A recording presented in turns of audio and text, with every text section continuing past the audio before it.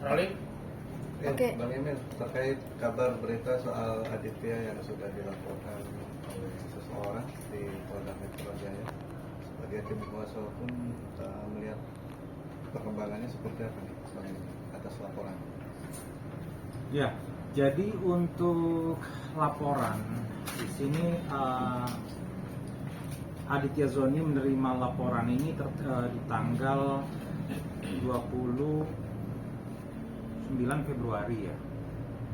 Antara 28 29 Aditya Zoni menerima undangan klarifikasi dari Polda Metro Jaya terkait dengan laporan dugaan tindak pidana penipuan dan penggelapan pasal 372 dan 378 KUHP. Jadi ada seseorang bernama Christopher Anggasastra itu melaporkan dugaan tindakan penipuan dan penggelapan yang dilakukan oleh Aditya Zoni. Atas undangan ini kami selaku tim kuasa hukum dari Aditya Zoni, kami sudah melayangkan surat permohonan penundaan dikarenakan seperti kita ketahui Aditya Zoni saat ini lagi dalam proses pengawalan suara hasil rekapitulasi pileg ya. Nah ini kemungkinan sampai akhir bulan. Jadi kita minta waktu kepada penyidik. Kita udah kirimkan surat untuk melakukan penundaan. Yang undangan tersebut insya Allah akan kita datangi ke Polda Metro setelah ada penjadwalan ulang dari Polda. Bang, itu terkait bisnis kah atau apa sih? Kronologisnya seperti apa Bang? Jujur gini ya, kita kan belum tahu ya apa bukti-bukti apa yang disampaikan oleh pihak pelapor. Kita belum tahu, dan pelapornya sendiri bernama Christopher ini jujur Aditya Zoni dan kami selaku kuasa hukum kita tidak tahu siapa ini. Kemungkinan dugaan kami akhirnya menduga-duga juga dugaan kami ini kemungkinan terkait masalah pekerjaan, yaitu masalah skincare ya, usaha skincare dulu. Kemungkinan itu. Nah, sejauh pengetahuan kami ada rekan kerja Aditya Zoni yang dulu sempat mengucap bahwasanya Aditya Zoni infonya menurut pengakuan dia pernah dititipi uang ataupun menerima uang. Nah, ini yang kita masih belum tahu kepastiannya seperti apa. Kalau memang Aditya Zoni menerima uang, pastilah harus ada bukti transfer kepada Aditya Zoni. Dan itu yang tidak pernah Aditya Zoni, saya tanya, Adit, kau pernah dapat transferan dari seseorang senilai itu? Enggak pernah Bang. Itu yang disampaikan oleh Aditya Zoni. Makanya saya bilang kalau memang kau nggak pernah terima duit seperti itu, ya sudah, kita datengin aja. Iya Bang, tapi kondisi sekarang aku lagi kawal suara. Oh ya udah, ntar aja kita minta penundaan. Nggak ada masalah, saya bilang. Polisi juga pasti, rekan-rekan di kepolisian pasti mengerti itu. Apalagi kan itu memang kewajiban dia sebagai calon ya. Dia harus ngawal suara PAN saat ini ya. Nah itu dia. Bang, kalau bener emang ini di bisnis kosmetik itu bentuk kerjasama seperti apa Bang? Dan Aditya itu sebagai apa di sana Bang? Aditya sebagai pemilik di situ. Aditya sebagai pemilik brand, dan Aditya juga pemilik PT di situ. Mengenai detailnya seperti apa kita juga belum bisa kasih klarifikasi karena data yang mereka ajukan seperti apa kita belum lihat. Jadi untuk sementara saya bilang sama Aditya Zoni, kalau memang kita sudah ada waktu, kita langsung insya Allah akan datang ke Polda Metro Jaya dan kita cari tahu apa data-data yang mereka laporkan itu seperti apa. Sebelumnya sudah ada somasi kah sebelum laporan ini dibuat atau langsung dilaporin gitu bang? Kalau dari Christopher ini setahu saya nggak ada ya. Oh, belum ada. Iya, kalau dari Christopher ini setahu saya nggak ada. Aditya Zoni juga, setahu Aditya Zoni juga nggak ada. Berarti tidak ada pernah somasi ataupun surat. Iya, setahu saya tidak ada. Kekeluargaan Sepengetahuan atau- saya, sepengetahuan saya nggak ada kalau Christopher ini. Bang, itu kejadiannya tahun berapa itu? Yang skincare? Skincare itu 2021, 2022 gitu ya. Oh, udah lama. Jauh. Sempat ada komunikasi mungkin bang dari Adit ke pihak Christopher atau sebaliknya? Nggak ada komunikasi apa-apa. Kita juga baru tahu nama ini dari LP ini ya. Nah, Berarti baru masuk memang hari ini bang laporannya di Polda? oh enggak, kalau laporan ini Udah. dari 26 Januari LP-nya. Wah, kalau jangan. Cuman kan memang butuh proses pemanggilan saksi biasanya ya. Itu pemanggilan saksi dan juga saksi pelapor. Itu perlu waktu juga. Dan kebetulan kan kita juga kemarin kita sama-sama tahu kita ada pemilu juga. Mungkin atas dasar itu akhirnya agak lambat sampai dengan hari ini. Dan sampai dengan kemarin lah. Pemanggilan itu jatuhnya tanggal 1 Maret hari Jumat. Cuman Aditya Zoni di hari itu menyampaikan kepada saya karena dia lagi kawal suara dia nggak bisa datang. Jadi kita ajukan surat permohonan penundaan kepada Polda Metro. Untuk komunikasi awal seperti apa bang? Karena kan Aditya juga baru tahu dan abang juga baru tahu ya adanya laporan ini. Komunikasi awal yang akan dibangun ke pihak Christopher seperti apa nanti? Yang pertama-tama yang jelas kita pertama-tama kita datang penuhi panggilan dulu. Langkah kita seperti itu. Jadi kita penuhi panggilan, barulah kita tahu apa sih permasalahan ini apa, datanya apa bukti-bukti yang dibawa mereka, apa bukti-bukti yang memberatkan. Nah kalau memang kita nanti juga ada bukti-bukti yang kuat bahwasanya Aditya Zoni nggak terkait masalah itu, kan ya udah ditutup permasalahan ini, gitu. Ini yang di Ini laporannya sudah diterima ya? Kalau laporan sih kewajiban kepolisian itu pasti diterima. Cuman kan nanti ada pembuktian, terus ada gelar.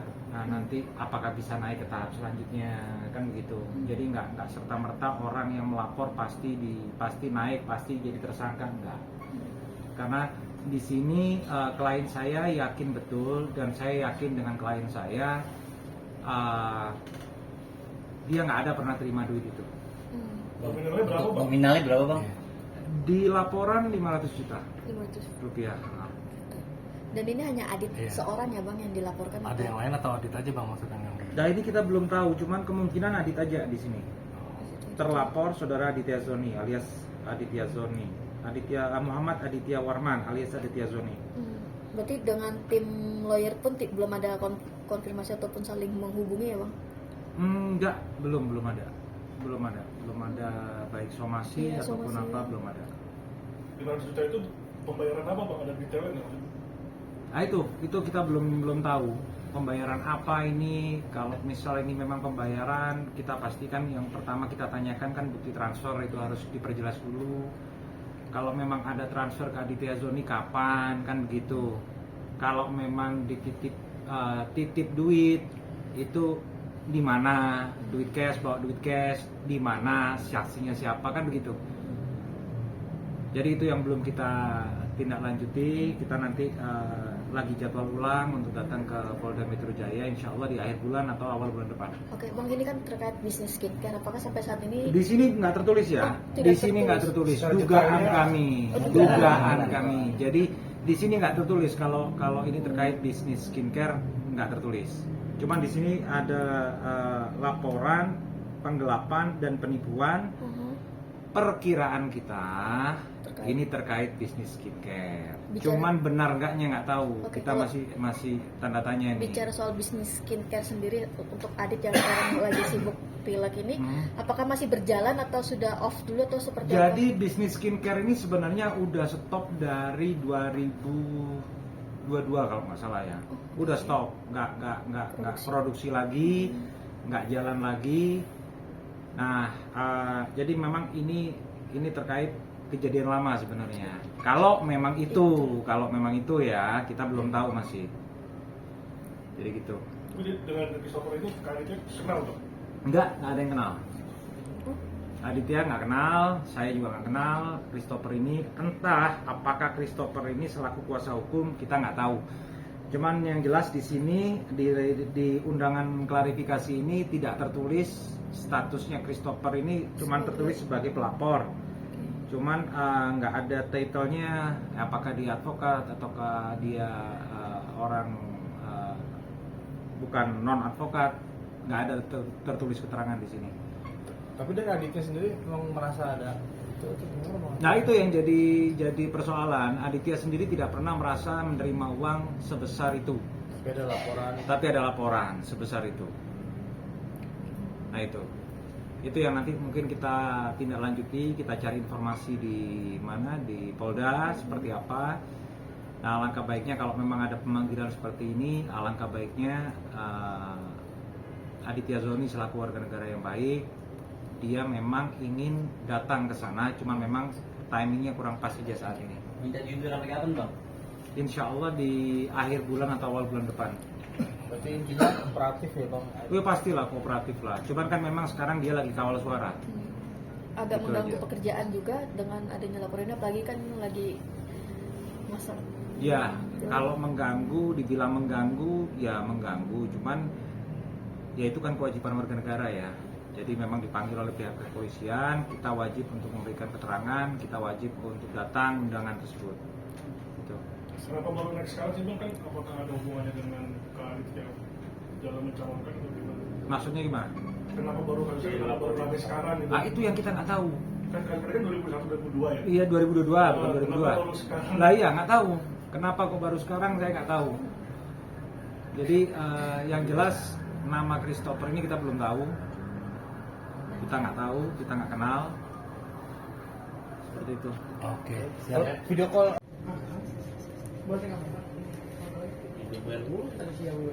Oke. Jani, Ya, Ya. bang. oke. Ya bang, terkait Iris Bella so far gimana nih bang untuk kan dari pihak Amar kan mengajukan banding. Betul. Ya, gimana bang?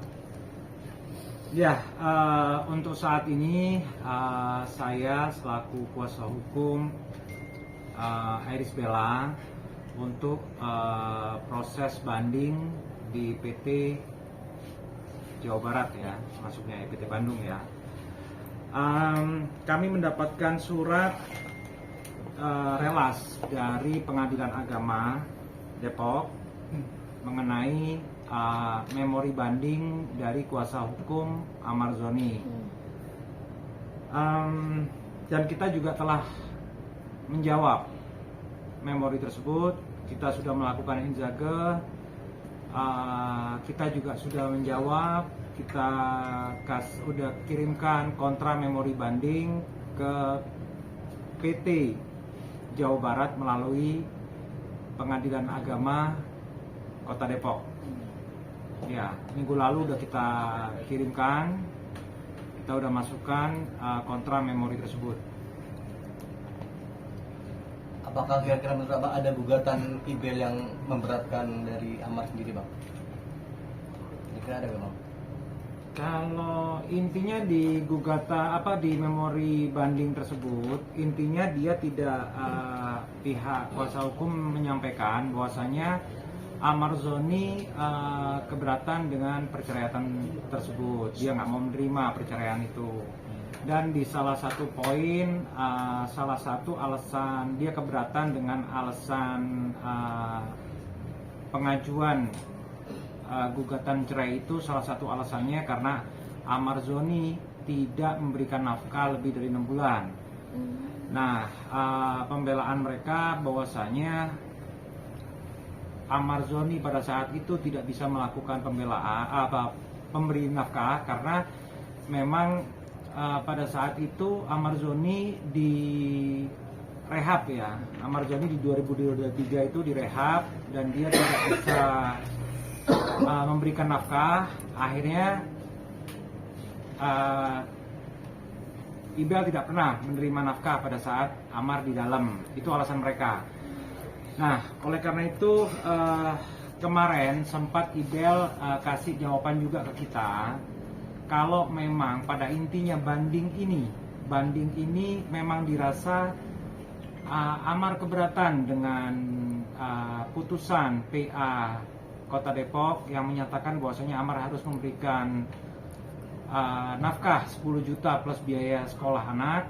Apabila Amar keberatan, Ibel juga memaklumi karena memang sekarang posisinya sama seperti keberatan dia di waktu di gugatan awal. Sekarang dia ditahan lagi. Jadi Ibel memberikan kelonggaran lah. Pengertian Amar bisa kalau memang dia keberatan untuk bayar 10 juta bolehlah, kalau misal dia cuma mau bayar 500.000 pun diterima.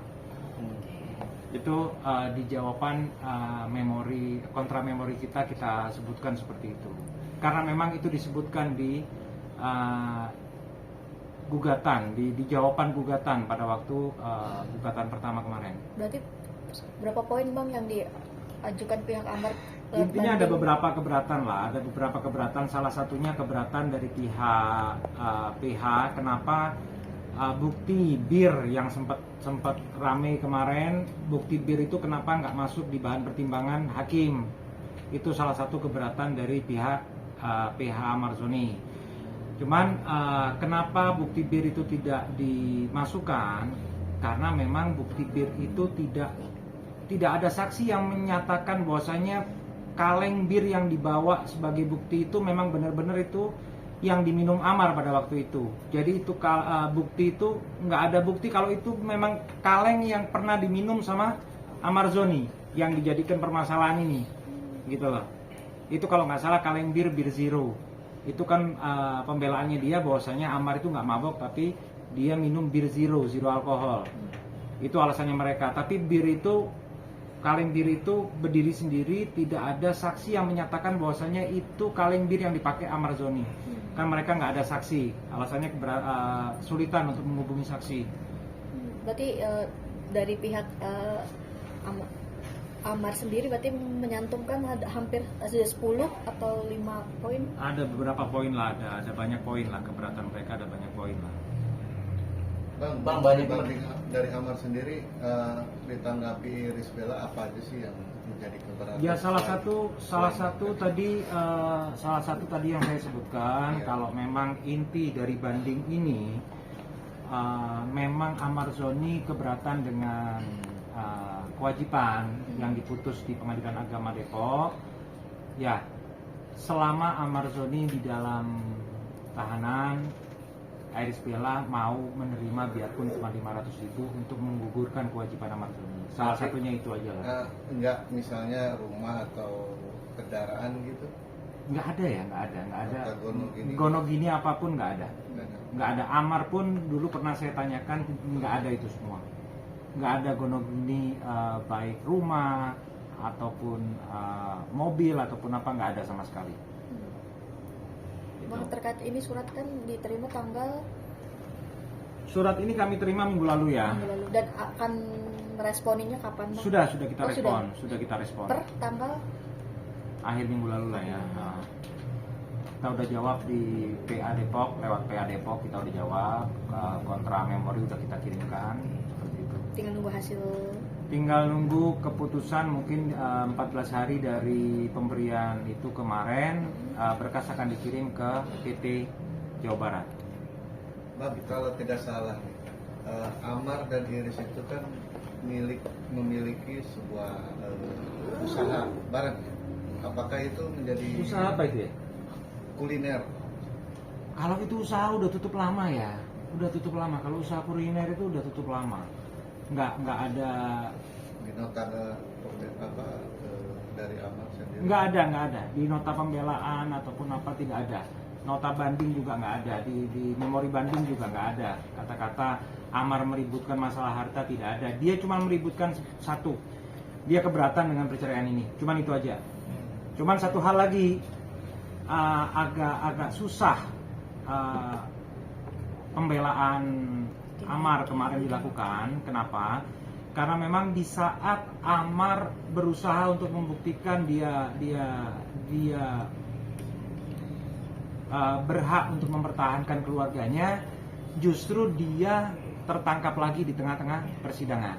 Itu yang memberatkan memang. Oke, Bang, ini yang terkait dari pihak Amar pun menyesalkan bahwa selama ini Ibel belum mau mempertemukan anak. Apalagi kan ini memang yang selalu diminta Amar untuk perihal bertemu anak. Even walaupun Amar berada di penjara kan bisa bertemu di request ruangan gitu lah Bang untuk Saya sama anak. sekali tertutup. Ini gimana Bang? Jadi gini, mengenai itu saya sempat dengar juga statement dari pihak Amar bahwasanya mereka menuntut untuk dipertemukan. Mereka berharap untuk dipertemukan. Jadi gini, sekali lagi saya tegaskan di sini, saya selaku kuasa hukum Ibel, Iris Bella tidak pernah sekalipun menghambat atau menghalangi Amar Zoni bertemu dengan anak-anaknya. Jadi di saat Amar keluar dari lapas pada waktu itu di 2023 bulan 10 kalau nggak salah, Iris Bella dari waktu itu tidak pernah menghalangi ataupun mempersulit, bebas Amar mau nengok anak kapanpun, bahkan datang ke sekolah tidak pernah dihalangi. Bahkan sampai detik ini pun Ibel tidak pernah menghalangi. Kalau memang Amar mau jenguk silahkan, cuman tanda kutip kalau kita bawa anak yang notabene masih satu balita, kedua masih kecil, yang gede juga masih kecil, itu kayaknya kurang pas kalau misal dibawa ke tahanan ya. Kurang pas juga, apalagi itu anak nanti bakal terekam di memori dia bahwasanya dia mengunjungi bapak di tahanan. Itu nggak perlu psikolog untuk jelaskan masalah itu kurang bagus buat anak, nggak perlu psikolog. Kita sendiri aja orang awam udah ngerti itulah. Kita sendiri orang awam udah bisa menilai bahwasanya itu kurang pantas dilakukan. Makanya Ibel memang apalagi ini masih dalam proses persidangan, jadi ya kurang pas juga kalau Ibel datang jauh-jauh ke sana untuk nganterin anak ataupun apalagi suruhan pegawai ataupun perawat si anak-anak, babysitter atau apa untuk nemeni ke sana kan kurang pas juga gitu loh. Oke, berarti atas dasar itu ya Bang, Ibel makanya tidak membawa anak. Iya, jadi memang kurang pas saja kalau misal anak dibawa ke tahanan melihat bapaknya lagi ditahan. Kayak gimana ya, kan jelek buat memori anak ya. Nggak perlu sekali lagi saya jelaskan, nggak perlu adanya komentar ataupun saran dari psikolog, biarpun itu ada dari psikiater. Seperti itu kita juga udah tahu kalau itu kurang baik buat anak ya. Oke. Gitu. Dan kalau memang itu mau dijual, Ibel juga akan mempermasalahkan, itu haknya Amar 100%. Silahkan kalau memang mau dijual, Ibel nggak ikut-ikut lah. Itu mungkin lebih tepatnya ditanyakan ke kuasa hukum Amar Zoni sendiri ya. Gitu. Oke.